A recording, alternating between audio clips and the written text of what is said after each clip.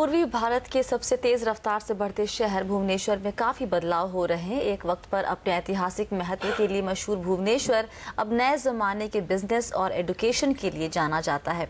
आइए आपको दिखाते हैं बदलते भुवनेश्वर की तस्वीर।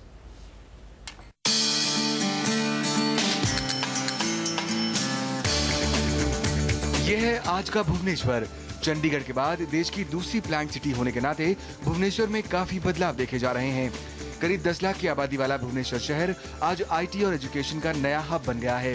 शहर में कई बेहतरीन कॉलेजेस हैं, जिनमें IIT, triple IT, AIIMS, XIMB और नाइसर जैसे बड़े कॉलेजेस शामिल हैं। प्राइमरी और सेकेंडरी एजुकेशन में भी शहर ने काफी ग्रोथ देखी है। सरकारी पॉलिसीज भी बिजनेस के फेवर में हैं और यही वजह है कि कई बड़ी कंपनियों ने भुवनेश्वर में अपने सेंटर सेटअप किए हैं। प्लांट सिटी होने के नाते शहर में कोई मैन्युफैक्चरिंग इंडस्ट्री तो नहीं है, लेकिन सर्विस सेक्टर के लिए यहाँ काफी मौके हैं। शहर में इन्फोसिस, TCS, विप्रो जैसी बड़ी IT कंपनियों ने अपने सेंटर्स खोले हैं। यहाँ कई हजार लोग काम करते हैं। तेजी से बढ़ती इस यंग पॉपुलेशन में कई कंपनियों को अपना मार्केट भी नजर आ रहा है। निसान, होंडा मोटर्स, फोक्सवैगन और टाटा मोटर्स जैसी बड़ी ऑटो कंपनियों ने आज भुवनेश्वर में अपने बड़े बड़े शोरूम्स खोले हैं। लोगों की इनकम बढ़ रही है और कंपनियों के लिए मौके। तेजी से बढ़ते इस शहर के लिए कनेक्टिविटी को भी बेहतर किए जाने की कोशिश हो रही है। भुवनेश्वर के एयरपोर्ट से जल्दी ही अंतर्राष्ट्रीय उड़ानें शुरू होंगी। नए टर्मिनल पर काम जारी है, जिसके पूरे होने के बाद हर साल करीब 20 लाख से ज्यादा यात्री इसका इस्तेमाल कर सकेंगे। भुवनेश्वर डेवलपमेंट अथॉरिटी अब शहर को फ्यूचर के लिए तैयार कर रही है। 2008 में कॉम्प्रिहेंसिव डेवलपमेंट प्लान, जो ओरिजिनल हमारी 150 गांव थे प्लस और 55 गांव, 205 विलेजेस मिलाकर एक कॉम्प्रिहेंसिव डेवलपमेंट प्लान हुआ। अब उस कॉम्प्रिहेंसिव डेवलपमेंट प्लान पूरे शहर का इंक्लूडिंग पेरिफेरल एरिया, अब उसको हम जोनल डेवलपमेंट प्लान तैयार कर रहे हैं, जिसमें बड़े माइक्रो लेवल डिटेल्स की ड्रेनेज कैसे जाएगा, छोटी रोड्स कैसे रहेंगी, कहाँ पर किस तरह के कियोस्क आप सेटअप कर सकेंगे। तो बड़ी डिटेल प्लानिंग अभी चल रही है।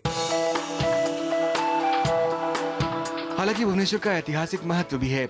कलिंग का युद्ध यहीं लड़ा गया, लेकिन 1948 में उड़ीसा की राजधानी बनने के बाद यहाँ तरक्की ने रफ्तार पकड़ ली। प्लांट सिटी होने की वजह से बदलते जमाने के साथ भुवनेश्वर को डेवलप करने में शहर के अधिकारियों को काफी आसानी हुई। आमतौर पर साफ सुथरे दिखने वाले भुवनेश्वर को अब सरकार स्लम फ्री बनाने वाली है।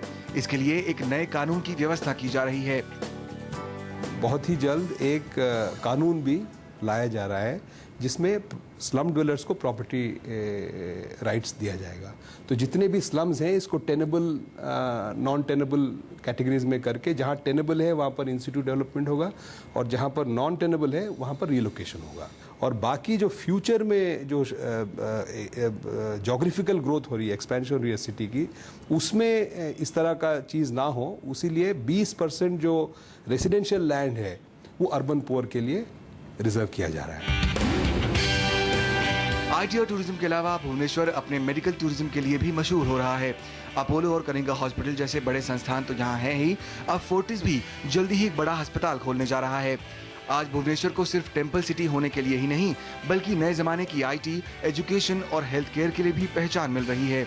सौमित्र बुद्धकर, भुवनेश्वर।